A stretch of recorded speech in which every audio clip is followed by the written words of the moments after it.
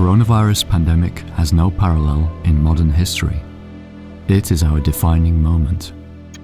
Those are the words of Klaus Schwab, head of the World Economic Forum, in COVID-19, the Great Reset. People assume we are just going back to the good old world which we had, and everything will be normal again in how we are used to normal, in the old fashion.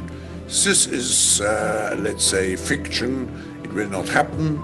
At the latest World Economic Forum meeting in Davos, Schwab set the tone for the conference with his glowing introduction of the opening speaker. We now welcome His Excellency Xi Jinping, President of the People's Republic of China. Xi laid out his vision of a coordinated global economy. Major economies should see the world as one community and coordinate the objectives, intensity, and pace of fiscal and monetary policies. This ideal of a united globe with a coordinated economy managed by experts captures Schwab's vision of the post-COVID world. We have to redefine our social contract. These grand proclamations, the ominous book title, and Schwab's odd personal style have led many people to speculate that the Great Reset is part of a conspiracy of global financial elites and politicians to depopulate the planet so they can more easily institute one world government, or even that COVID was engineered to that end. Remember, the stated goal by these people, billionaire transhumanist elites, the globalists that all get together every year, is depopulation of the planet, a transhumanist revolution to make people chronically sick, that results in the death of the vast majority of the world population, and out of that cataclysm, a new super race. I don't buy it.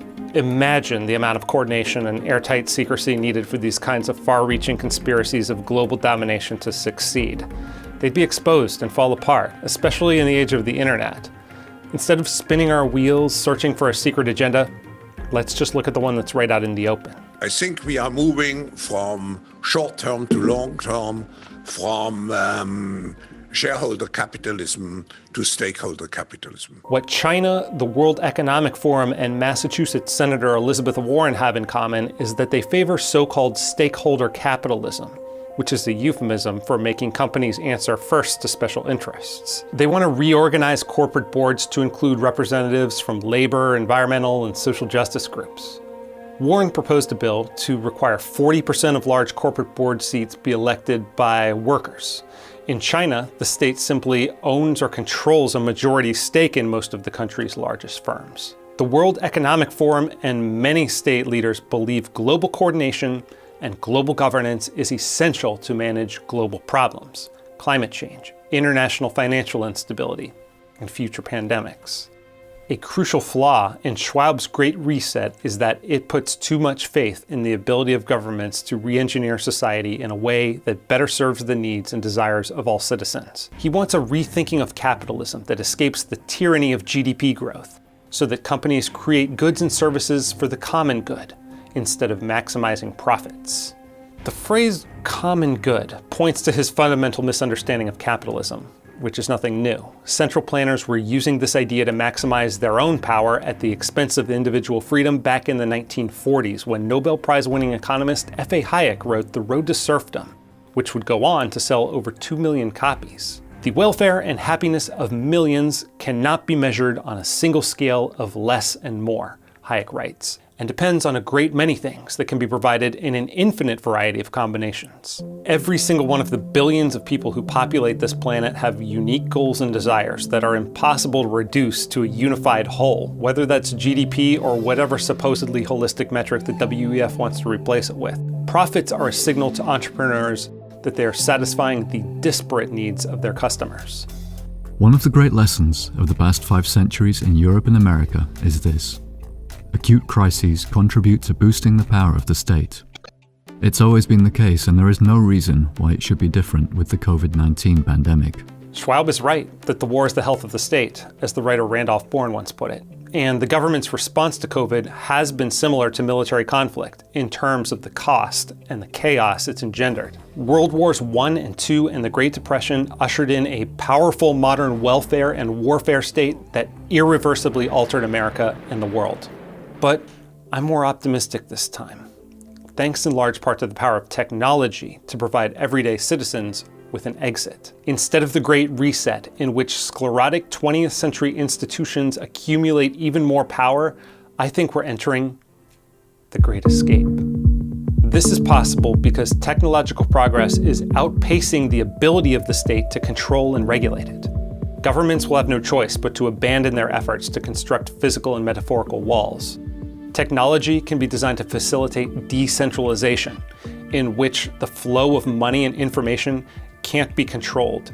Ideas emerge from the bottom up. Expecting governments and international bodies to orient every large company towards some widely agreed upon common good assumes that many of the very institutions that bungle the COVID-19 response can competently handle the planet's most intractable problems.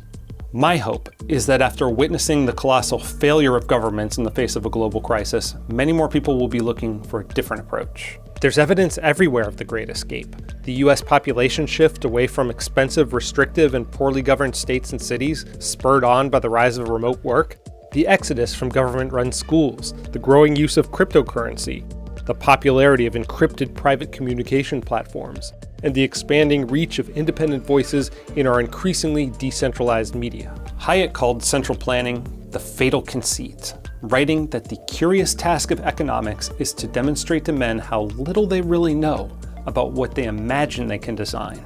And Schwab even touches on this idea, writing that complexity creates limits to our knowledge and understanding of things. It might thus be that today's increasing complexity literally overwhelms the capabilities of politicians in particular and decision makers in general to make well-informed decisions.